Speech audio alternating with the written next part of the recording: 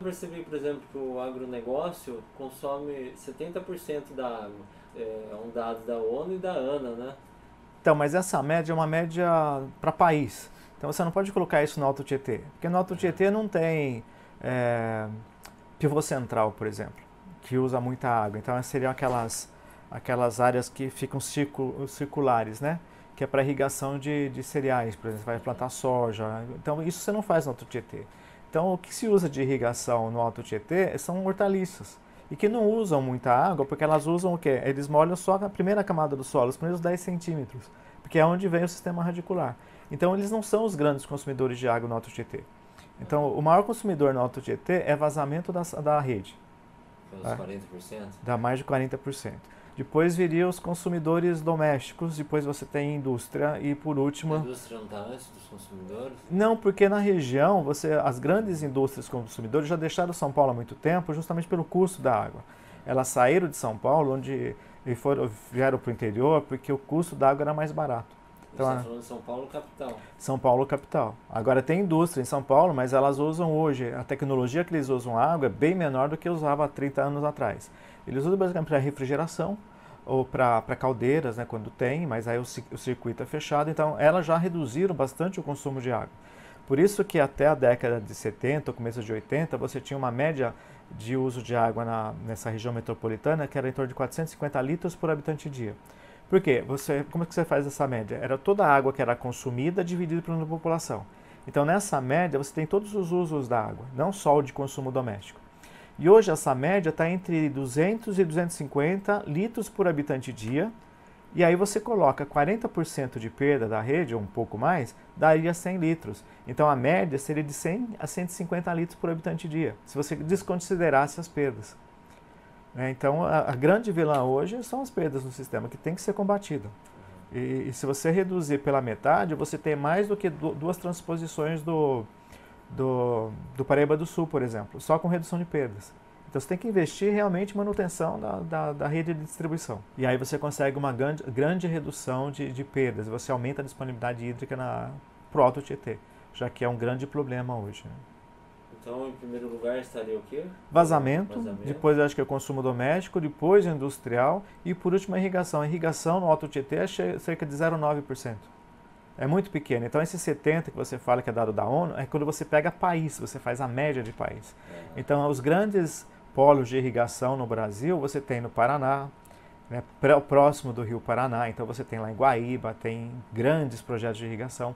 No Nordeste também, que é as margens do Rio São Francisco, você tem grandes projetos de irrigação. Aí sim, você teria um grande uso de água. Então, essa é uma média brasileira. No estado de São Paulo, essa média é em torno de 40% a 42%. Por quê? Porque é uma irrigação complementar. Você tem chuva metade do ano com um período chuvoso e você só irriga quando falta precipitação. Então você complementa com a irrigação. No Nordeste não, é a condição sine qua non. Se você não irrigar, você não tem cultura. É Então, baseado na irrigação, né? A cultura exatamente. Então, se não irrigar, não produz. Então, lá você tem que irrigar o ano inteiro. Aqui não, é só quando falta, a chuva não é suficiente. Então, você faz um controle, né, de quanto que choveu. Se quando choveu, qual a lâmina d'água que eu preciso? Faltou? Então, eu completo com irrigação. Ou então, no período que não chove, e você quer produzir, você usa. Então, a média no estado de São Paulo é de 42%. Na região metropolitana. 42% de... do consumo usado, né, de água. Então, quando você quer falar essa média, que é 70%, é média Brasil. Quando você faz a média de São Paulo, como a irrigação é uma irrigação complementar, essa média de consumo de água no estado é 42% da agricultura. Nossa, então é bastante ainda. Não, mas se você considerar dessa média, é bem menor o uso do agronegócio. 40, né? De 70 para 40, você tem 28% de redução. Especificamente nessa região, cai mais. E quando você vem para o Alto Tietê, você tem 0,9% de uso da irrigação. Então não é um agronegócio, são pequenos irrigantes de hortaliças, que irriga só a primeira camada do solo, os primeiros 10 centímetros. Quando você vai produzir uma outra cultura que tem 80 centímetros de profundidade de raiz ou mais do que isso, você tem que irrigar esses 80 centímetros. Então o volume de água necessário é bem maior. E aí se você tem também cultura arbórea, você pode fazer só por gotejamento, mas você deixa um bulbo úmido, né? Que é para irrigar justamente o sistema radicular da planta. Aí ele é um sistema mais eficiente. Se você usa aspersão, ela usa uma quantidade maior de água, E quando você está aspergindo a água, tem a evaporação, então a eficiência dela é mais baixa, e você irriga também a área que não é da planta, né? Você irriga a vizinhança, então a tua eficiência cai para 70%. Então você tem uma perda de 30%. No gotejamento a eficiência já é de 90%, porque você joga água no pé da planta e você não irriga, por exemplo, a erva daninha que estaria nos caminhos, é só irriga onde tem a planta. Então depende do sistema de irrigação, ele pode ser mais eficiente ou menos eficiente. Segundo Arnaldo Jorginho agora, né, que é o do abastecimento e da agricultura, ele parece que a ideia é direcionar a irrigação tudo para o gotejamento. Né? Um problema que nós temos também é que a maioria desses pequenos agricultores, eles não têm projeto para cultura, né, que é específico que eles estão fazendo. Então eles compram o equipamento e o sistema que é fornecido pela loja que está vendendo equipamento. Então, geralmente, esses fornecem equipamentos mais potentes do que seria necessário. Então, você tem um gasto de energia superior a que você precisaria, porque o seu equipamento está superdimensionado, e um gasto maior de água. Então, talvez não tenha uma eficiência justamente pelos equipamentos estarem superestimados, porque ele foi vendido para aumentar o lucro de quem está vendendo. Não foi colocado sob medida para aquele agricultor especificamente. Então você acaba tendo um desperdício de água e de energia elétrica porque o equipamento está superdimensionado. Mas não é por isso que os pequenos agricultores acabam gastando mais água. Isso, mas mesmo assim, no Alto Tietê, eles são responsáveis por um consumo de 0,9% da água consumida. Pois é, nem 1%, então eles usam muito pouco.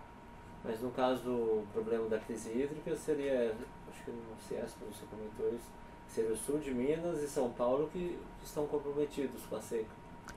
Naquela época sim, agora você tem o Sudeste todo, né? Você já tem o Rio de Janeiro. Você mencionou o estado de São Paulo inteiro. Isso. É o estado inteiro. Eu mostrei os desenhos que seria do INPE, né? Do CPTEC, e que eles mostram que do Paranapanema para baixo não tinha problema de água. O que pegava justamente era São Paulo, parte de Mato Grosso do Sul, sul de Minas Gerais e um pedacinho em São Paulo. Hoje aumentou um pouco. Hoje você já tem problema de água lá em risco, Minas Gerais inteira, mais o Espírito Santo, Rio de Janeiro e pegando Goiás também. Então ela ampliou um pouquinho a área. Tanto é que as notícias agora do Rio de Janeiro também com problema de água, né? Rio de Janeiro e Belo Horizonte, já com problema de água. Então ela ampliou. O que estava restrito a São Paulo e sul de Minas agora está um pouquinho mais amplo. Esse uso da irrigação nos outros estados que é mais forte, não influencia aqui também? Não, no caso, por exemplo, se você for pegar Bahia e Pernambuco, que usam bastante água para irrigação, eles pegam água do São Francisco. Então não é na nossa bacia. A nossa bacia é a bacia do Rio Grande. Agora, se você pegar outros municípios, que Pontal do Paranapanema, por exemplo, está do lado do Rio Paraná, você não tem problema de água ali. Então você pode ter grandes projetos de irrigação. Mesmo no sul de São Paulo, que você, ao longo do Paranapanema, que também tem grandes projetos de irrigação, ali tem água. Então você não tem problema de conflito com o uso da água, né? Talvez com a geração de eletricidade. Você tirando água para a irrigação, você diminui a vazão do rio e, consequentemente, você impacta na produção de energia do barramento ou dos barramentos que tem no Rio Paranapanema. Que isso é comum, né? Conflitos de uso de água, porque você tem múltiplos usos e múltiplos usuários. E se você tem um uso consultivo, no caso da irrigação, que você tira a água do rio e essa água não retorna, então é um uso consultivo, você consome essa água. Pois ela retorna, não? Não, porque 70% evapora. Aquilo que você joga na terra, ela vai ser usada pela planta, então vai ser transpirada, ou cai no solo e volta por evaporação. Uma pequena parte volta para recarregar aquífero, né? Então você considera como uso consultivo, você consome a água. Agora, se você fosse usar água para geração de eletricidade, é um uso não consultivo, porque a água sai do reservatório, ela turbina e volta para o rio. Então, você não subtraiu a água do curso d'água, então é um uso não consultivo. Navegação, eu uso água para me locomover de um ponto para outro. Eu uso a água, então é o usuário da água na navegação, só que é um uso não consultivo, ele não consome água, né? Ele usa a água para atividade, mas não é consumido. Piscicultura, você usa a água para a criação de peixe, mas você não retira, não subtrai o recurso do rio. Então são usos não consultivos.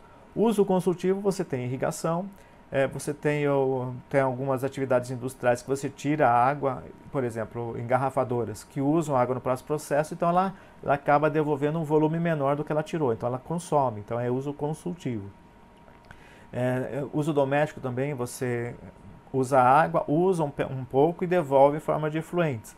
Então você tem um uso consultivo, mas não é 100%, é só 20% do consumo. Da água que você tira, fica, porque você vai usar para rega de jardim, você vai lavar calçada, então parte evapora, vai beber, mas grande parte dessa água ela volta para o sistema. Mas é também um uso consultivo. Mas o maior uso consultivo é o de irrigação. Você joga no solo e depois essa água evapora, né? Muito pouco, 5% voltaria por infiltração. Se o sistema for dimensionado, nem isso, porque ela não chega a perder água por infiltração. Ela só umedece a camada do solo onde tem o sistema radicular e essa água volta por evaporação e não recarrega o aquífero. Ou seja, então os culpados são os consumidores, né? Fora o vazamento. Então, vazamento é o grande culpado, né? E se você tem o desperdício de água, esse é o responsável também pela crise da água. Mas então, a população não consome tanto assim. Nós temos um hábito de consumir bastante. Nós temos outras sociedades, por exemplo, na Europa, que consomem bem menos do que a gente. Mas tem um sistema bem mais eficiente. Então, começa por equipamento hidrossanitário. Então, como a água lá é mais cara, as pessoas se preocupam em procurar fechar vazamento. Como a água aqui no Brasil ainda é barata, se você mora num condomínio em que a conta da água vem rateada na conta do condomínio, se tiver vazamento, você não vai chamar um encanador para consertar. Porque fica caro para você pagar o encanador para ele consertar. Enquanto está vazando, todo mundo está pagando o seu vazamento.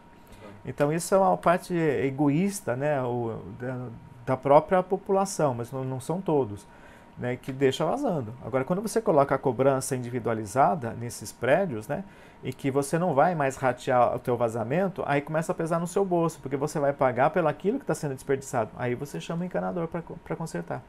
Porque se você economiza, você vai economizar também ao longo dos meses, né? A sua conta vai ser reduzida. Então você vai pagar o encanador ao longo de 2, 3 meses. E se for rateado, não. Você não faz questão de economizar porque o outro vai pagar o meu desperdício. Quando você individualiza a cobrança, você reduz, você tem uma grande elasticidade, chega até 30% de redução do consumo. Então, uma coisa que se pensa hoje é fazer a cobrança individualizada. E onde se coloca isso, você tem uma redução grande de consumo. As pessoas começam a pensar mais no bolso, né? E aí acabam economizando. O Atibaia teve períodos, o ano passado, em que a Sabesp não pôde pegar, porque a vazão estava muito baixa e a concentração de efluentes estava muito alta, então não tinha qualidade para captar. Então ela teve que interromper em alguns momentos, algumas horas, né, a captação do Atibaia, porque não tinha qualidade suficiente para tratar. Como a vazão natural estava muito baixa, as descargas de esgoto, né, estava muito alto, então a concentração de esgoto estava muito alta, então não tinha qualidade suficiente para você captar e tratar essa água. Então ela teve que fazer interrupção de alguns momentos de captar água, porque não podia tratar a água.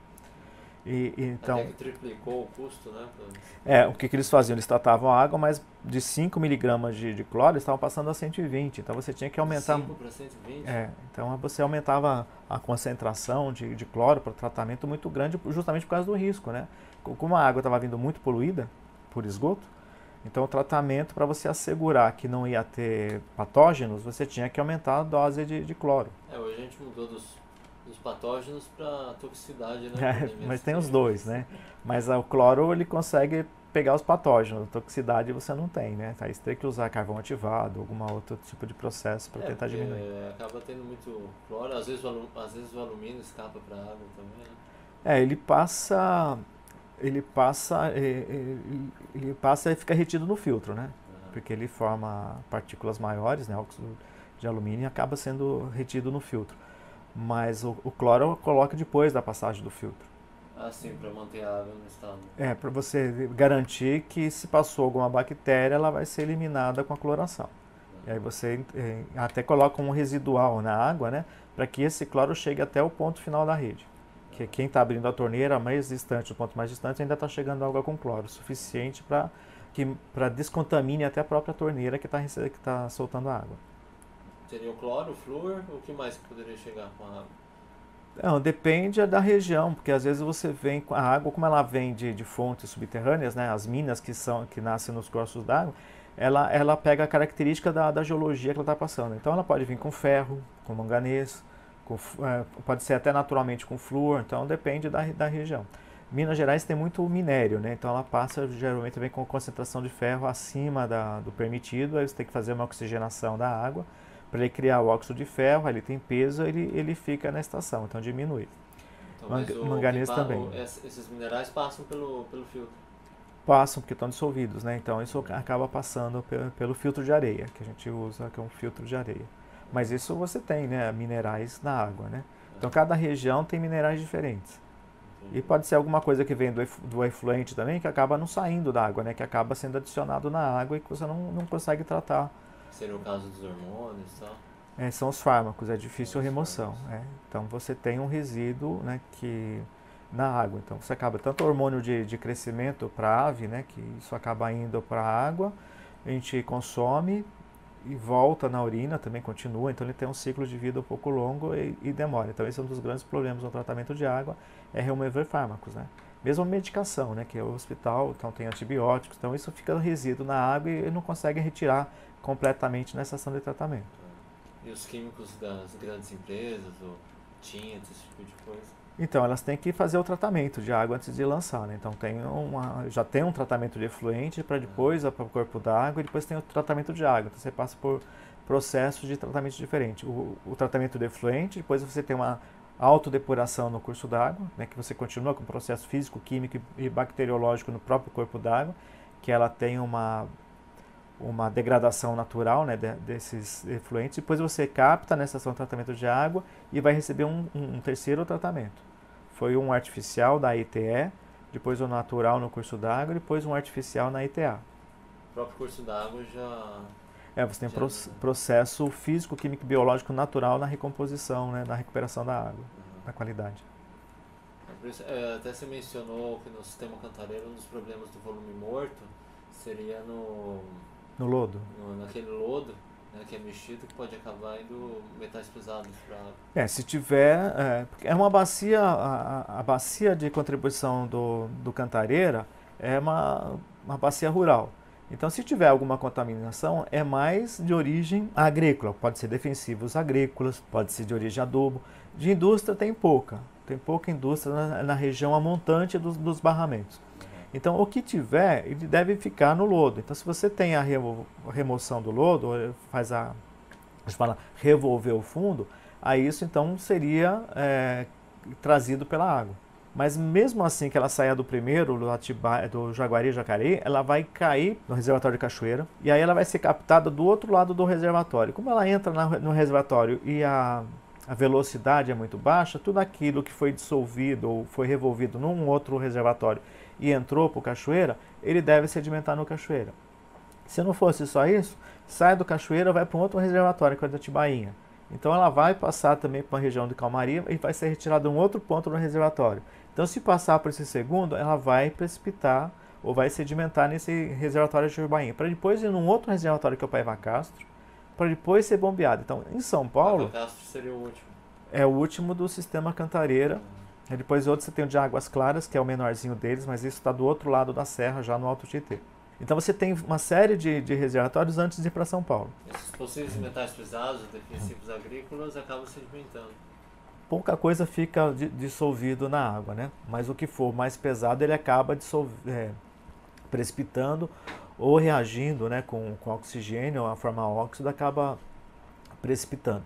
E o que passar ainda vai passar por outra... O que conseguir passar e chegar nas estações de tratamento de água, ainda vão sofrer um processo de tratamento. Agora, para a bacia do PCJ, você não tem mais esses reservatórios, né? Porque aí você já tem a descarga de fundo, né, para a bacia, e aqui você tem as captações de vários usuários, pode ser municipais e industriais, eles captam a água e devolvem com efluente. Então, de jusante dos reservatórios do Cantareira, a água que vai passar aqui por Campinas, ela já vai estar... Do Cantareira vem para cá? Vem, porque você tem o rio Piracicaba, ele é formado pela junção do Jaguari com Atibaia. O Jaguari, ele são duas represas, a represa do Jaguari e Jacareí, que são interligados por um canal. Então as duas, elas fornecem água, tanto do Jaguari como do Jacareí, eles formam o rio Jaguari. E vai entrar então aqui em Americana, onde vai formar o Piracicaba.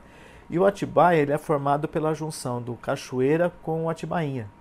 Então tem duas outras reservatórios, o de Cachoeira e o de Atibaia. Então eles lançam a água, esses afluentes, depois eles se encontram a jusante dos reservatórios formando o rio Atibaia. E o rio Atibaia que passa aqui por Campinas. E quando ele encontra com a Jaguarinha Americana, ele forma o rio Piracicaba. Ou seja, então a água que a gente tem aqui é depois do reservatório. Vem do Cantareira. É o que é descarregado do Cantareira para a bacia PCJ. A bacia do Piracicaba é a bacia doadora para o Alto Tietê. Então eles mantêm 50% da água que é consumida no Alto Tietê vem da bacia do PCJ, vem da bacia do Piracicaba.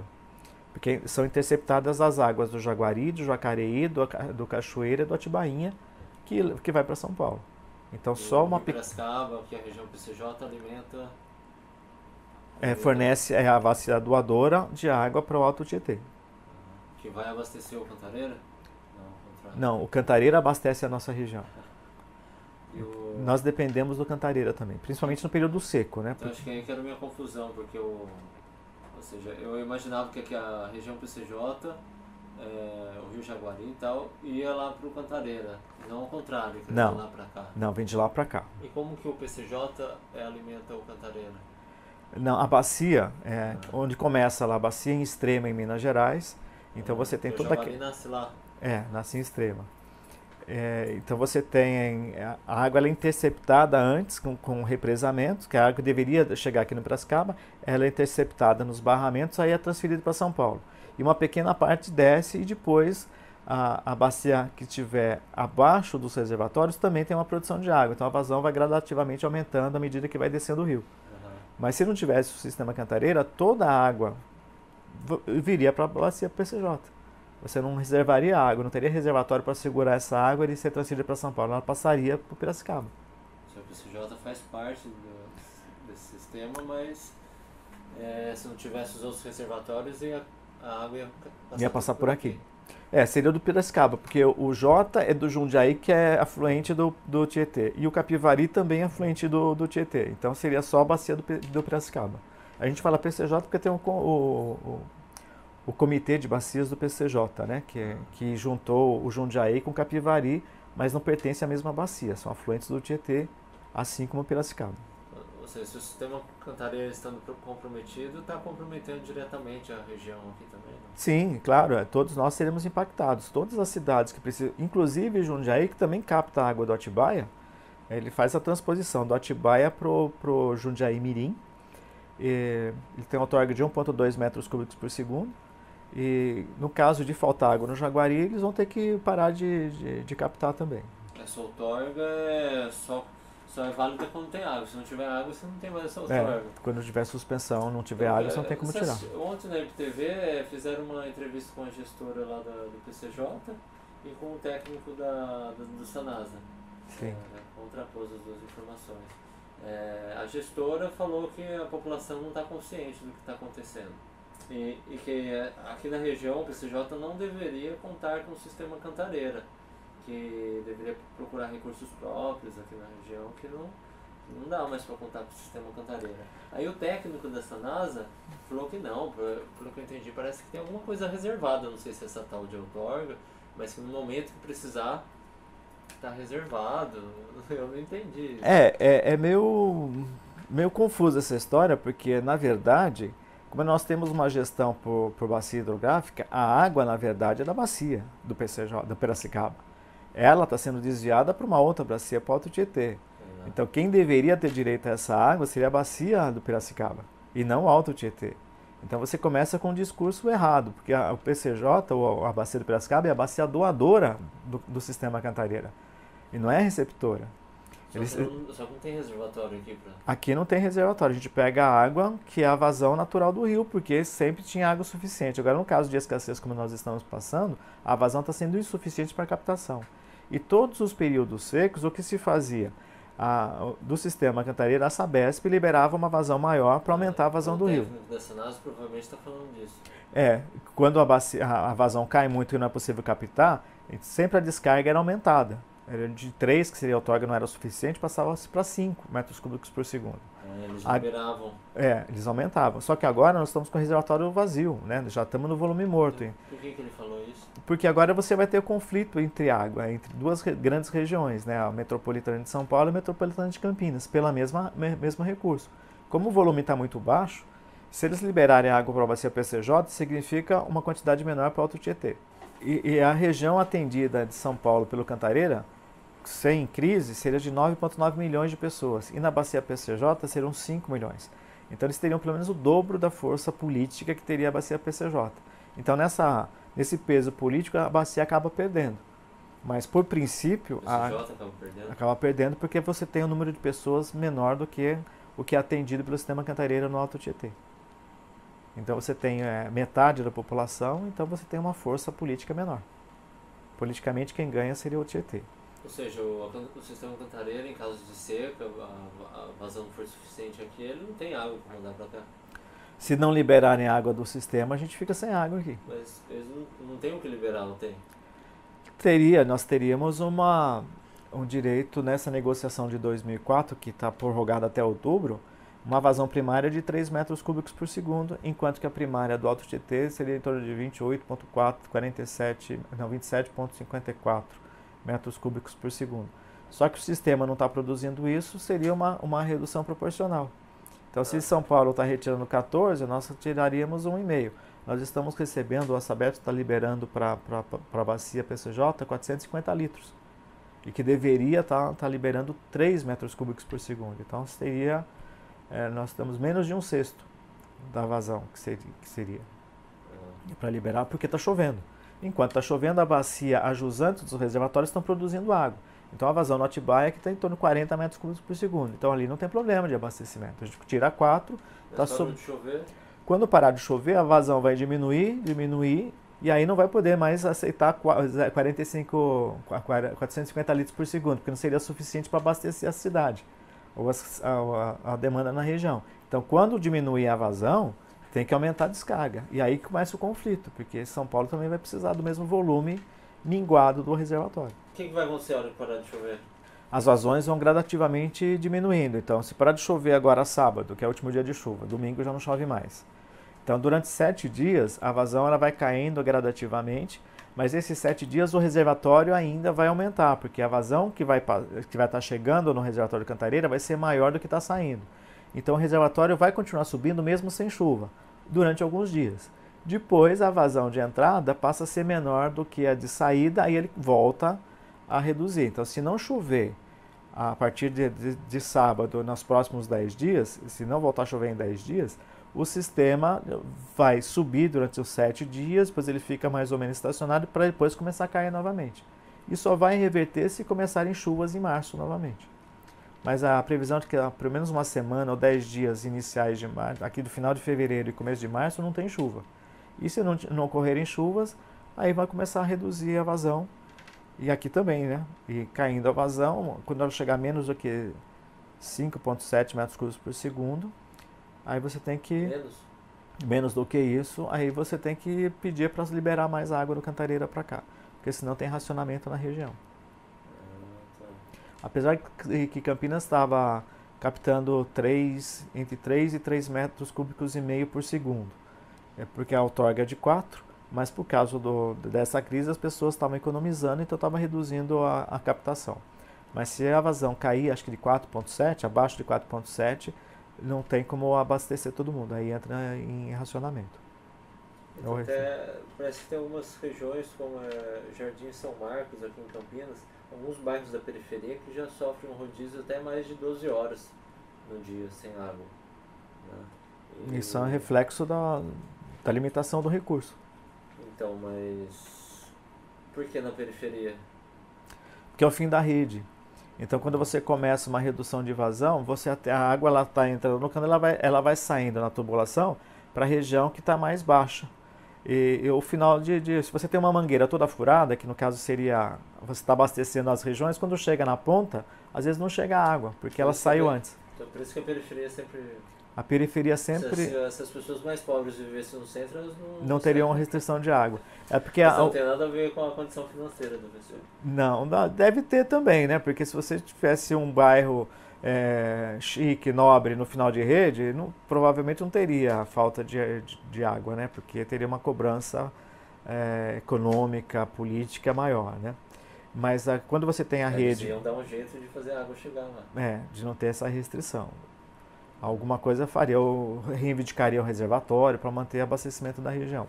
Mas geralmente final de rede é o que tem problema primeiro. Em caso de falta de água, quem sente são os primeiros a ficarem sem água e são os últimos a receberem água numa retomada do fornecimento de água. Esse é o problema de regiões de fim de rede e regiões mais altas também. Aí se ela estiver mais alta do que o reservatório... É por isso que tem reservatório elevado. Por exemplo, a Torre do Castelo aqui em Campinas. É uma região alta, então você tem que ter um reservatório. Você manda água para o reservatório e ele distribui por gravidade aquela região mais alta. Então ela é mais isolada do sistema. Porque se você tivesse uma pressão só, essa região ficaria sempre com problema de falta de água, justamente porque as casas mais baixas estariam utilizando a água, diminuiria a pressão, e as casas mais altas, a região mais alta, ficaria sem água. Então você dimensiona um reservatório elevado para atender essa região mais alta. E a região mais baixa é atendida pela rede direto, sem necessidade de reservatório. Eu fiz um outro cálculo lá, a última nota que a prefeitura lançou é que, acho que para 2016 eles estão pensando em fazer 2 poços artesianos. Aí eu fiz os cálculos, para dar a mesma vazão do Jaguari que fornece para Hortolândia, teria que, até pelos cálculos de vazão que eles falaram de 2 poços que eles iam reativar.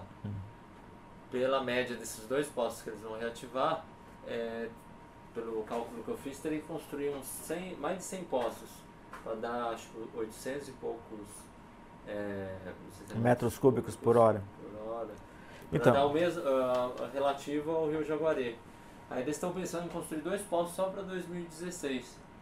E contam isso com um tom de vantagem. Mas para os números parece que não bate, é isso mesmo? Então, a nossa região é uma região que não é boa para água subterrânea, porque é uma região do cristalino. Cristalino são rochas. Então, você furar um poço, é um investimento de risco na nossa região. Na nossa região, assim, você tem 1/3 do estado de São Paulo com esse problema. São Paulo, região metropolitana também. Então, se você não pegar fratura na rocha, você vai fazer um investimento e não vai ter água, porque você não tira água de pedra. Agora, se a pedra estiver rachada, a água circula por essa fenda. Então, se na sua perfuração você conseguir pegar fratura em rocha, você pode ter água. Aí o segundo risco é o seguinte, eu posso obter água. Agora, quanto de água eu obtenho nessa situação? Então, na nossa região, nós podemos pegar um poço que ele pode fornecer uma vazão de 2 até 30 metros cúbicos por hora. Agora, se por acaso eu furar um poço e der 2 metros cúbicos por hora, quantas pessoas eu consigo atender por dia? São 48 metros cúbicos por dia. Quanto se usa? Uma família de 5 pessoas usaria 1 metro cúbico por dia. Então, você conseguiria atender 48 famílias por um poço. Se por acaso ele der 33, você multiplica isso por 33. De 48 famílias, você passa isso para 1.200 famílias. Né? Alguma coisa assim. Seria ter uma quantidade maior de pessoas sendo atendidas. Pela média, aqueles salários dos 2 postos que vão reativada, acho que 8 metros. Então, 8 metros cúbicos por hora vezes 24, você teria o volume, dividir por 200 litros por pessoa, você teria o número de pessoas que você consegue abastecer com o poço. Se der 8 metros cúbicos por segundo. Mas na região, se você tiver sorte de pegar água, agora você pode furar. Tem um caso em Jundiaí que furaram 400 metros e deu poço seco. Quer dizer, não pegou fratura. Então você fez um investimento muito grande em perfurar 400 metros, porque o poço você paga por metro linear furado, né? E se der rocha é mais caro. E 400 metros não pegou fratura. Então foi um grande investimento para dar poço seco. Então não é a solução você sair furando o poço, né? Mas lá no Ciesp tinha uma cidade, não sei se é Valinhos ou Vinhedo que estavam lá na palestra. Eles parecem que se mantêm de poços, não é? Valinhos e Vinhedo, Valinhos ainda tem um reservatório na divisa com Vinhedos, eles conseguem atender a parte da população. E os outros não tem reservatório, tem que ser por poço. Mas não sei quanto, depende do poço. Né? Se você tiver um poço rico, na região não tem, você consegue até 30. Se fosse acima de 50 metros cúbicos por hora ou acima de 80, já seria um poço rico. Abaixo de 10 metros cúbicos por hora é chamado de poço pobre. Então esses de dois poços de 8 metros cúbicos por hora é chamado poço pobre. Não atende muitas pessoas. Não é ideal para abastecimento público. Agora, você tem região no estado de São Paulo que um poço você tira mais de 400 metros cúbicos por hora. Então, é um poço extremamente rico. 400, 700, mas isso é raro, né? Numa vazão desse tipo. Mas assim, ou seja, a solução de colocar poço não resolve aqui. Não, porque é uma região de alto risco. Você pode, se você não pegar fratura, você fez o investimento e não pega água. Se conseguir água, varia de 2 a 32 metros cúbicos por hora. Que se conseguir chegar perto do 30, muito que bem. Agora, se for média de 8 metros cúbicos por hora, você vai atender 200 famílias. 200, 400 famílias, né? Mais ou menos isso. E qual que seria a solução dos municípios? Porque lá eu lembro no CIESC que falavam do bom exemplo, não sei se é Valinhos, do Miedo, do racionamento, o rodízio começaram a fazer e tal. Mas isso é temporário também, porque a hora que acabar a água, acabou, né? Acabou. O seu município, o que teria que, individualmente, né, falando, cada município, qual que seria a responsabilidade do prefeito, do gerente da Sabesp? Primeiro, eu acho que a média da região aqui de vazamento do estado de São Paulo é acima de 40% de vazamento na rede. Então, é investir em perdas, em redução de perdas na distribuição e também troca de equipamentos sanitários nas residências, né, uma campanha para fazer isso, subsídio para trocar equipamento, ou então limitação que você só pode instalar a partir de agora equipamentos mais sustentáveis, né, ou mais eficientes. Então isso passa por uma economia. O que aconteceu em 2001 com a crise de energia, o que se fazia? A gente usava muita lâmpada incandescente. Só que ela gasta 10 vezes mais do que essa lâmpada fluorescente. Então houve o quê? A LED, né? A LED gasta menos ainda. Então você conseguiu uma grande redução com a substituição de lâmpada incandescente para lâmpada fluorescente, e agora a redução de uma fluorescente para de LED não é tão grande. Não é o mesmo que a economia, você não consegue a mesma economia que você conseguiu na primeira substituição. É bastante, não, né? Não, mas você vai gastar ainda, você não vai sair do 60 watts para 15. Você vai sair do 15 para 4, alguma coisa assim. Então o salto é menor. Né, da economia é menor do que em relação ao que você teve no primeiro em 2001. E nos equipamentos sanitários, que é hidrossanitários mais eficientes, você consegue uma economia, mas os modelos mais modernos, né, eles já têm uma economia, então você não consegue uma redução muito grande do que você conseguiu no passado. Que uma descarga daquela de parede você gastava 12 a 20 litros por segundo, ou por descarga, você reduziu para 8, para 6. Então você não consegue reduzir muito mais, você vai reduzir para 4,5, para 3. Seriam aqueles vasos com aquela caixinha acoplada, né? E você tem a opção, né, de 2 litros ou 3 litros e 6, né? Depende da finalidade. Vai dependendo do que a pessoa fizer no vaso. Né? Exatamente, você tem opção 1 e 2. Senão ela tem que ficar esperando encher lá de novo. Exatamente. Então se ela não for muito eficiente, você tem que dar 2 ou 3 descargas. Aí não resolve também. Também não. Na entrevista coletiva você comentou, ele comentou sobre o gabinete da crise, aí você falou que o gabinete da crise é centralizado. Ele perguntou se você tinha sido convidado, né, Unicamp e tal, vocês não foram convidados. Aí você criticou a centralização, né, dessa tentativa de solução da crise, e que esconde informações, tem falta de transparência e ingesta os comitês, né, no caso do PCJ. E aí que eu vejo, até eu ouvi um outro autor uma vez falando que os comitês acabam se tornando manobras políticas, né? É uma extensão do Estado, né? Porque você tem, quem participa realmente do comitê são os representantes da CETESB, do DAEE, do Instituto Florestal, todas as secretarias do Estado que representam um terço. E os dos municípios ficam sempre revezando. A cada reunião vai um representante do município que acaba não se engajando no processo. E representante da sociedade civil é muito pífia, né? Não tem. Então, quem acaba mesmo gerenciando o recurso hídrico continua sendo o Estado por meio do comitê.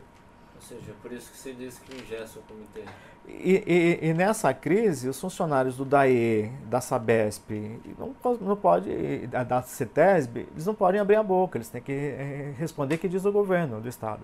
Então parou, né? Simplesmente engessaram o procedimento. Você já ouviu falar do comitê nesse último ano, depois que entrou na crise? Quem que fala sobre água? O governador. Então, quem que está gerenciando o recurso hídrico no Estado? Não são os comitês. Os comitês sumiram da história. Você vê quem faz declaração de que está sendo feito é o governo do Estado. E essa gestora ontem na IPTV que fez essa crítica?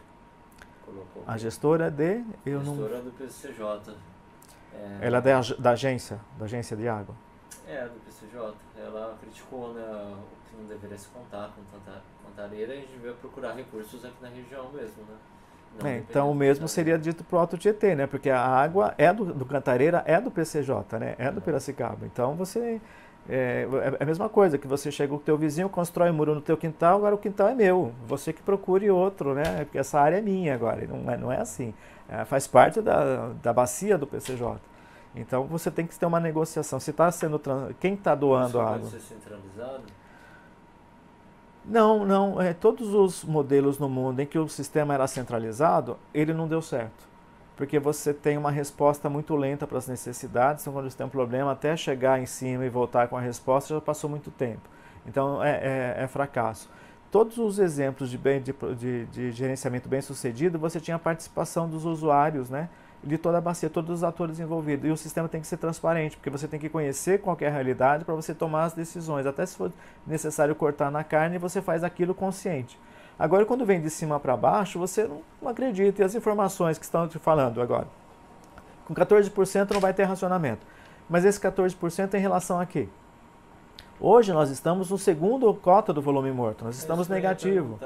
Nós estamos numa cota que é menos 20% em relação ao mínimo operacional. Então, se eles, e nesse zero, nesse segundo zero, o terceiro zero da segunda cota, né, que é 9,5%, para chegar no 14 falta 4,5%. Tem 9,5% do segundo volume morto. Do segundo, que tem 10,6%. Mas antes de ontem eu vi no jornal falando, o sistema subiu, está em 10%, 10,5%, 10,2%. Aí isso se refere ao segundo volume morto.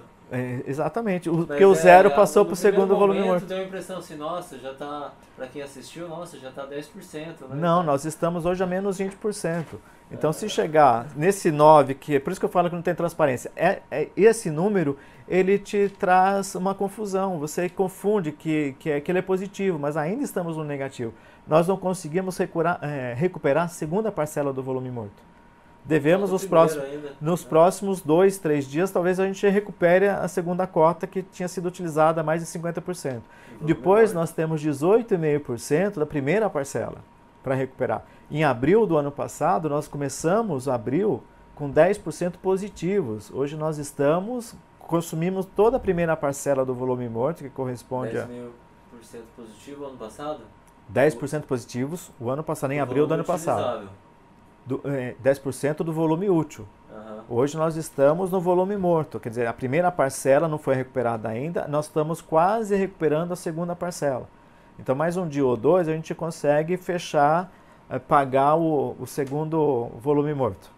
Daí começa a encher o primeiro. Aí começa a encher o primeiro. Então, esses 14,5% é em relação a que nível? Não é ao nível mínimo operacional, porque a gente não vai chegar a 14 positivos. Porque só tem um mês de chuva, né? A chuva agora em fevereiro até sábado, domingo já para de chover. E aí você não sabe quando é que vai voltar a chover em março.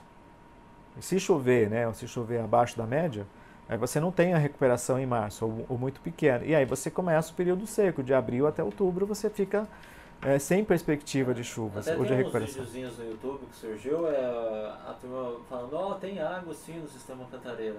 Mas em realidade acho que eles estavam mostrando as águas do último reservatório, né? Esse último reservatório sempre tem que ter água, é isso? Esse último reservatório ele sempre fica um pouquinho mais de 50%, porque ele é um reservatório de passagem.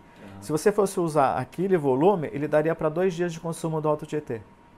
2 dias de consumo, acabou. Então, aparentemente tem muita água, mas não tem. Então a turma mostrando, tem água, estão enganando a gente. Né? Não, ele mantém aquele nível porque ele precisa de água para ser bombeado, né? Então ele precisa ter uma carga mínima na bomba, porque senão ela começa a sugar ar. E aí ela entra ela causa, como é que a gente chama isso? Ela cavita, né? Entra a cavitação, você pode perder a bomba. Então ela tem que ter uma carga mínima. Então por isso que você mantém sempre aquela variando um pouco o nível da água. Então é um reservatório que aparentemente é grande. A água ali, você não consegue bombear mais, né? Você não consegue. Porque acabou mesmo, hein? E nem baixar. Se baixar muito o nível, você não consegue bombear. Porque ela vai entrar em cavitação. E aí você perde o sistema de bombeamento. Aí você falou que, ou seja, essa centralização seria... você usou os termos caminho para o desastre, receita para o fracasso, um possível colapso. Quando você não tem a participação. E eu falei na entrevista lá na entrevista coletiva que a Unicamp não tinha se convidado, porque não tinha conhecimento, mas eles foram convidados na sexta-feira, então foi um representante da reitoria nessa comitê de crise. Mas eu não sei como que vai, ou se o comitê ele foi ampliado, mas mesmo assim faltariam os atores envolvidos, né? Você tem que colocar a sociedade, né? Quais são as entidades que compõem o comitê de bacia. Quem devia estar trabalhando com isso eram os comitês de bacias do Alto Tietê e do PCJ, para buscar a solução comum, né? Então o fórum de debate seria o comitê, não esse comitê de crise. E esse fórum em fevereiro, quando é que vai ser? Você falou do fórum. O fórum de emergência aqui, da Unicamp. Vai envolver esses comitês, não? Ah, sim, nós vamos chamar os comitês de bacias também. Você acha que isso vai repercutir alguma coisa a nível de Estado, governador? Eu não sei, isso aí é futurologia. A gente espera que mobilizar pelo menos os atores principais para discutir sobre esse problema de água. Nós vamos trazer então esses dois professores norte-americanos, né, que já têm um know-how para trabalhar com crise, né, com conflitos, gerenciamento de conflitos. Especificamente dos recursos hídricos. Isso, e no caso eles vêm com o modelo do Cantareira, né? Quando a gente trabalha com um evento natural, como é o clima, a gente tem uma expectativa, sabe que vai ocorrer, mas não sabe quando vai ocorrer. Não, sim. Então, mas vocês já tinham uma ideia. Esses estudos não eram passados? Não, esses estudos foram para embasar tecnicamente o consórcio, o PCJ, para a renovação de outorga que ia ser realizado ano passado, em agosto. Então, quando tinha a renovação de outorga, vinha a Sabesp com o estudo feito, né, pronto, e chegava e falava, não dá para fazer isso, só dá para fazer aquilo, e o consórcio e o comitê de bacia do PCJ não tinha argumento técnico para contra-argumentar. Então o consórcio resolveu contratar a Unicamp para levantar os estudos para que na mesa de negociações eles pudessem falar de igual com as mesmas informações, ou com a informação da própria bacia contra o que vinha pronto de São Paulo. Então nós fizemos toda a análise histórica dos dados de vazão, fizemos modelação e passamos informação, o que pode e o que não pode ser feito. Então eles sabiam como que eles poderiam ir para a mesa de negociações. E no meio desse processo veio então essa grande escassez. E aí a gente já tinha... Quando vocês começaram esse estudo... Não tinha ainda. Não tinha nem ideia do... Não, a gente estudou os dados passados. Nós fizemos a modelação até dezembro de 2000 e... não, a gente atualizou até 2014. Na verdade, até 2013, né? Depois de 2014 não entrou, que a gente entregou os relatórios todos os finais em 2014. Então, nós fizemos até 2013 a modelação. Então, nós mostramos o que podia, o que não podia, por isso que a gente começa a falar que tinha que fazer uma economia de água, porque a gente ia ter problema, né, com os níveis muito baixos e que poderíamos estar entrando num período seco mais prolongado. Em que ano foi isso? Em que mês, ano? Eu comecei a falar isso em junho de 2013, que a próxima escassez que nós tivéssemos, nós não teríamos água nem para o Alto Tietê e nem pelo PCJ, porque a gestão do Cantareira era uma gestão de altíssimo risco, tanto para enchentes, né, para o PCJ, quanto para a falta de água para as duas bacias. Isso eu falei na Alesp, foi no dia 21 de junho de 2013. Então eu tenho a fita gravada, né, da Alesp e a Alesp, o que seria? A Assembleia Legislativa do Estado de São Paulo. Foi numa sessão promovida pela deputada Ana Perugini, que era sobre a Sabesp, né, e estava falando sobre o Cantareira já prevendo a renovação um ano depois, né, que seria feito em agosto de 2014. Então, em junho de dia 21 de junho, estava tendo aquelas manifestações em São Paulo. E a gente estava na Alesp, nessa reunião, e esses manifestantes estavam passando pela Alesp. Aí foi todo mundo lá falando que estavam cercando a Assembleia, e foi então encerrada a sessão para as pessoas poderem ir embora antes do cerco à Assembleia. E não houve, eles só estavam passando pela Assembleia. Então eu lembro dessa data por causa disso, porque foi meio traumático a gente sair dali no meio daquela confusão toda. A reunião e depois saíram, né? Porque só estavam passando, né? Não, então foi encerrada a reunião e nós voltamos aqui para Campinas, né? Mas isso foi deixado, né? Falando que a próxima escassez que tivesse não teria água nem para uma nem para outra, justamente pela gestão de altíssimo risco que era feito no Cantareira. Então eu falei isso na presença do presidente da ANA, do Vicente Andreu Guilo, e da deputada Ana Perugini, da promotora de meio ambiente do GAEMA, da Alexandra Facioli Martins, ela estava presente na mesa, ao Francisco Larroz também, que é o diretor-presidente do consórcio PCJ, todos estavam na mesa, e também acho que o prefeito de Hortolândia. E eu acho que ele estava presente nessa reunião da Alesp. se não me engano. O do Perugino ele é esposo do ex-prefeito, né? O Perugino, o Ângelo Perugino. Então, se você procurar essa reunião, você vai ver a foto, então você identifica o prefeito. Ele estava presente, então, na mesa dessa reunião. Quando eu falei sobre o sistema Cantareira, de uma possibilidade, caso ocorresse na próxima estiagem que tivesse, nós não teríamos água nem para uma nem para outra. E 6 meses depois nós entramos na crise hídrica. E quando você falou isso, o Cantareira estava cheio ou qual que era a situação dele? Ele não tinha nem sinais, né, de falta d'água, estava com mais de 50%. Aí em dezembro só quando entrou em... Não estava 100%. Não estava 100%. Ele estava assim, no período seco, né? Então ele tinha ainda recuperado um pouco, mas estava no período seco, mas esperava a partir de outubro as chuvas do período úmido. Depois e elas vieram em torno de 30% a 35%. Oi? Aí só veio a cair depois disso? Aí sim, ele veio caindo, porque outubro, que deveria começar o período chuvoso, a chuva veio 30% da média, depois novembro 35%, dezembro 30%, janeiro 35%. Aí fevereiro em torno de 30% também. Só em março que veio 106%. Aí a história toda vocês conhecem, né? Que foi acompanhada praticamente dia a dia desde então. E vocês deram uma certa previsão para os seus políticos, estavam sabendo do que estava acontecendo? Existia relatório de 2009 da USP lá falando que precisava, que tinha risco de desabastecimento em 10 anos, né? O que aconteceu com essas informações que foram sendo passadas, tal, foi ignorado? Não sei, isso é passado para o governo do estado, né? Então ali eu não sei depois como é que se acata ou não acata. Mas você tinha uma previsão, quando foi construído o Cantareira a gente constrói essas grandes estruturas no horizonte para 30 anos. E dentro desses 30 anos você tem que construir outras formas de suprir a demanda futura, ou então, se com o advento de tecnologia, se houver a diminuição, quanto mais você pode ter o sistema. As perdas também, né? Então, quando foi construído Cantareira, existia no planejamento que em 87 deveria começar a construção do sistema Juquiá, que hoje é chamado de São Lourenço, que previa uma transposição para o Alto Tietê entre 69 e 80 metros cúbicos por segundo. E ele foi sendo adiado, só agora que ele saiu do papel por causa da crise. Ou seja, se tivesse sido iniciado em 87, talvez ele já tivesse entrado em operação e não estava com esse problema todo de água. Quer dizer, planejamento existiu, o que não existiu foi a implementação do que foi planejado. O que aconteceu? A partir da década de 70 começou a chover mais do que choveu nos 30 anos anteriores. Então você teve um aumento da disponibilidade hídrica por aumento nas precipitações, aumentou 30%.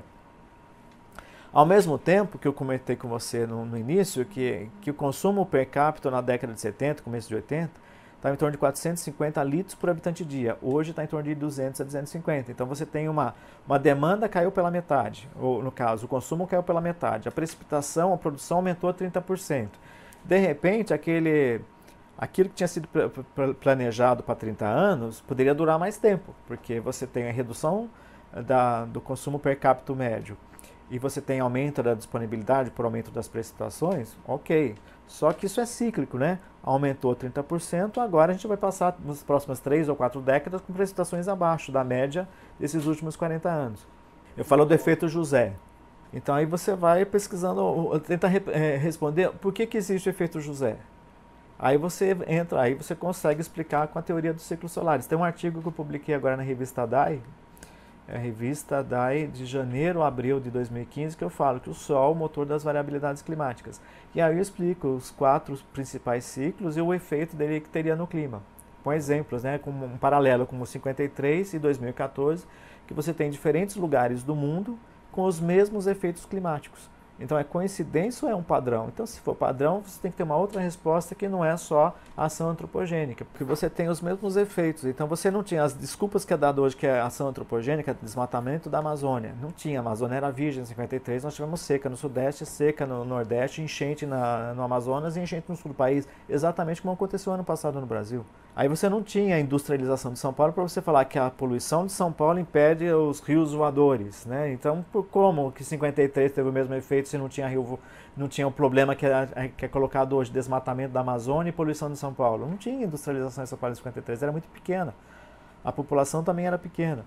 Aí você teve seca nos Estados Unidos, o ano passado também. Teve enchente na Europa, o ano passado também. Você teve seca na China, em 53 também teve, o ano passado também. E enchente no Japão, em 53 e 2014. Então são os mesmos locais, com os mesmos fenômenos climáticos. Então isso é um padrão e é explicado pelo ciclo solar. Agora, pela ação antropogênica, você não explica esse fenômeno. O que falta pra gente... Dos anos 30, 40, 50, tem dados também, não? Você tem assim um histórico nos Estados Unidos. Na década de 30 foi um período extremamente seco nos Estados Unidos. Aqui a gente não tem dados. Disso. Então, não tem dados, a gente não tem memória. O problema da gente... O Rio Nilo, né? Eles faziam... Isso.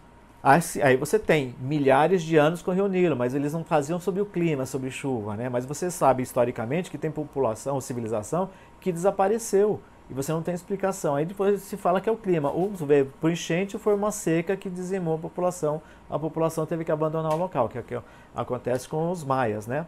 Na América Central, que eles estão achando que houve uma grande seca e a população foi obrigada a se dispersar. Não era mais possível se concentrar, grande concentração da população entre aquelas cidades, porque ela não se mantinha, você não tinha alimento suficiente justamente por causa da seca. Então a população ela simplesmente se espalhou e acabou a civilização maia. Como pode acontecer agora também, começar a sair do estado de São Paulo. Só que agora a gente tem outro tipo de tecnologia, né? Você tem eletricidade, tem bomba, então você consegue o que eles não conseguiam fazer naquela época, né? Aí você tem também uma outra civilização dos Mochica, que é no Peru e Chile, né? Não, Peru e Equador também sumiram, mas parece que foi por uma enchente, que não chove ali no Peru, e quando choveu veio aquela inundação e levou toda a civilização embora, foi pro mar. O Peru é alto, né? Então tem a Cordilheira dos Andes, e ali não chove, então só vem água que é do degelo dos Andes. Aí quando choveu, que chove em média uma vez a cada 300 anos, 500 anos, a população que estava ali foi levada pela enxurrada. Porque eles ficavam no vale, né? Então veio aquela... Quem estava lá em cima tudo bem, né? Quem estava fora da direção da água sobreviveu, mas a civilização que ficava ali do lado do curso d'água, né, que vem do degelo, que eles pegavam água dali, aquilo foi varrido com a enchente. Então hoje a sua pesquisa tende a questão da atividade solar. Isso. Aí é onde você se afirmou mais que... Eu consegui uma explicação que a teoria do aquecimento global não explica. Meus dados climáticos ou hidrológicos me dizem uma coisa e a teoria diz outra. Aí que eu entro, até fiz se você é um cético do aquecimento global... Eu não acredito, eu acredito que sobe e desce. Então agora a gente deve entrar no período de resfriamento e a partir da década de 2040 deve começar a subir de novo a temperatura. Porque os céticos do aquecimento global, até foi o Daniel, acho que Ricardo Felício, da USP, ele foi no jogo, né? Algumas pessoas acharam um absurdo o que ele falou e tal, mas ele falou que ele e até um outro lá de Molhon, que é da Paraíba. Ele falou que em realidade se fosse uma época de aquecimento, seria até bom porque o gás carbônico é um gás da vida e tal, produz mais né, com o calor, mas ele falou que em realidade a gente está entrando numa época de desaquecimento, né, de esfriamento global. Isso. Ele falou que até ao contrário, né, e aí eles são considerados céticos, né, pejorativamente, como céticos. Você está mais tende mais para esse grupo, então. Então, porque até 2004, quando eu escrevi um artigo sobre chuva em Campinas, que a chuva estava aumentando. E uma das explicações seria o aquecimento global. A partir de 2003, meus dados eram até 2001, a partir de 2003, as precipitações começaram a cair. Assim, então não está mais subindo mais. Então agora ela começou uma tendência inversa, né? Então tem que procurar a representação, o que está acontecendo. E depois, só agora que a gente vai ver que tem o Sol. O Sol tem ciclos, né, ciclos de 35 a 50 anos, que aumenta a temperatura. Então, quando aumenta a temperatura, aumenta a chuva no Sudeste brasileiro. É o que aconteceu, que eu te falei, a partir da década de 70 começou a chover mais. E agora está começando a chover menos. Então, agora, se esse comportamento está se repetindo, porque de 35 até 70, as precipitações vieram caindo. De 70 até 2010, 2003, as precipitações aumentaram. E agora, de 2004 para cá, ela vem caindo. Então, tem mais 3 décadas para frente que a precipitação deve diminuir. No CIESP você falava de mais uns 2 ou 3 anos de seca, né? Não, de período mais severo. Mas depois ela aumenta, mas fica abaixo da média dos últimos 40 anos. Desses 40 anos. Eu falei do efeito José. O efeito José, Mas que ele vem em não, período parece que longo. você não chegou a falar de 40 anos, desse período tão longo. Entre 30 e 40 anos, porque é de 35 a 50 anos. Então eu jogo Você 3 a chegou a 4 mencionar décadas. isso? Do efeito José, sim. Não, Mas, eu lembro do efeito José que você falou, até do Noé também, né? o Noé, o que aconteceu em 82 para 83, que veio aquela cheia, né, que pegou o sul do país inteiro e encheu Cantareira em um ano, menos de um ano. Então, efeito... Precisaríamos de um José. Do José não, de um Noé, Que o ano passado, que eu fiz um paralelo com 53, na década de 50 foi a década mais seca da histórica que nós temos. Década de 50. Então, nesse paralelo, só voltou a chover em 56 e 57. Então, se você colocar 14 como 53, então você vai para 2017 e 2018 que volta a chover mais. Então, a gente vai passar por um período ainda... Vai começar a aumentar. Esse ano está chovendo mais que o ano passado. Só que o ano passado foi muito seco, né? Não teve recarga nos aquíferos, então a vazão está mais baixa. Mas está chovendo o dobro que choveu ano passado. E ainda abaixo da média. O ano passado choveu em torno de 30 a 35 da média. Esse ano está em torno de 70 a 75 da média. Está chovendo o dobro, mas abaixo da média. 25% abaixo da média dos últimos 40 anos. Não, porque como esses ciclos são longos, ele faz um ciclo todo de 67 a 100 anos, aí se você pega a metade sobe e metade desce. Você vê nos dados, né, esse sobe e desce. Como nossos dados no Brasil são em torno de 40 anos, nós não conseguimos ver um período inteiro completo. Então, ou é só sobe ou só desce. Agora, quando você vai para a Europa, você tem 250 anos, 300 anos, para a América do Norte também, na China tem mais de 1000 anos, você vê esse efeito de sobe e desce. É constante. Coloquei uma série de 11 anos, né, de um período de 11 anos, uma outra de 75 e uma outra de 180, e eu somo, e ela representa um efeito do Rio Colorado. Ela representa muito bem o que você, dos dados do Rio Colorado que foram recuperados desde 800 até 2010. E ele representa... Desde 800? Desde o ano 800, que eles recuperaram os níveis do Rio Colorado por técnicas de carbono 14. Então eles estimaram, né? Então tem o período recente que foi medido e esse recuperado. Então você tem um sobe e desce constante. E quando eu faço essa soma dessas senoides de diferentes períodos, ele dá um comportamento muito parecido. Então aí você consegue explicar, por essa teoria dos ciclos solares, o efeito observado ou recuperado do Rio Colorado e que o do aquecimento global não representa nenhum na história do máximo ótimo medieval e também do mínimo de Maunder que aconteceu entre 1680 e 1720 na Europa, que foi frio, foi mini área do gelo, e que congelava o Tâmisa e as pessoas atravessavam de um lado para outro de Londres pelo rio andando sobre o gelo e não em barco e nem pontes. Então durante um período de 40 anos eles conseguiam fazer isso, depois não congelou mais o rio de lá para cá. Então você tem essas variações cíclicas, né, de períodos e que aí você tem outros períodos de 200 anos. O pessoal que defende o aquecimento global não bate com essas informações. Não consegue, essa teoria não encaixa. Então assim, as suas ideias não correspondem aos fatos, como dizia Cazuza. Né? Então, as ideias do aquecimento global não se encaixam nos fatos que a gente vê dos dados. Os dados não respondem a essa teoria. Que a gente trabalha com dado de chuva, dado de vazão, ele diz uma coisa e a teoria do aquecimento global fala outra coisa. E você tem muita propaganda convencendo o mundo inteiro que isso é verdade. Então todo mundo briga falando que isso é uma verdade absoluta. E não é. Falam que o pessoal do aquecimento global que quer promover é a energia nuclear, né? Eu não sei, tem interesse econômico muito grande por trás disso. Então, isso que eles falam, Ricardo Felício, Mourão falam isso. E os dados, quando você trabalha com dado, não encaixa nessa teoria. Então as ideias do aquecimento global não batem com os fatos que a gente observa nos dados. E desde 98 a temperatura vem caindo. Aí se você for procurar dados de aquecimento global, você achar até 98. Depois não tem mais, porque senão tem que representar que ela está caindo. Falam que esse negócio de efeito estufa, estufa não existe? Não, existe. O efeito estufa é que garante nossa vida aqui, porque senão a gente cozinharia durante o dia e congelaria à noite, o que acontece na Lua.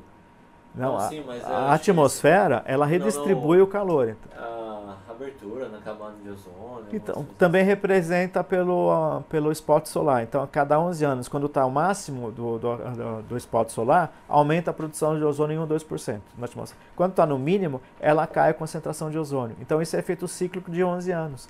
E seca também, a cada 11 anos nós temos uma seca. Então, 11 anos é o período ali do ciclo, que é o spot solar, que é chamado de ciclo de Schwabe. Segundo o Ricardo Felício, foi usado para trocar os refrigeradores, né? Exatamente, vai trocar o gás, né, do refrigerador. Nossa. Mas é porque quando eu estava nesse mínimo desses 11 anos, que é o ciclo de Schwabe, produz menos ozônio, então aí cria o buraco. Aí quando ele está no máximo, ele produz mais ozônio, então acaba o buraco. Então a cada 11 anos você tem seca. Mas então, quando acaba o buraco, eles não mostram. Ó, não. Aí você não ouviu mais falar de buraco na camada de ozônio, porque aumentou, acabou o buraco. Então deve começar, talvez de alguns anos volta a ter buraco de novo, porque ele sobe e desce, né? aí A cada 11 anos. Você, olha, agora tá bem maior, exatamente. É alguma coisa assim. O que vai acontecer nos próximos dias? Vai existir a possibilidade de rodízio mesmo? Aqui na região, Campinas, Hortolândia? Olha, depende muito desse final de mês de fevereiro e o mês de março, que são o último período chuvoso.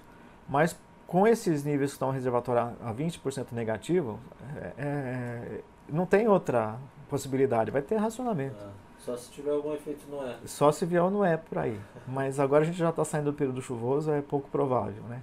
A cada dia que passa é menos provável que aconteça, porque você está um dia a menos um dia mais próximo do período seco e um dia a menos de período úmido. Então, março acabou o período úmido. Aí em abril, a partir de abril, a precipitação já é menos da metade da de março. A média esperada para o mês. E esse período de 35, 40 anos, a gente pode chamar de período de seca? É isso?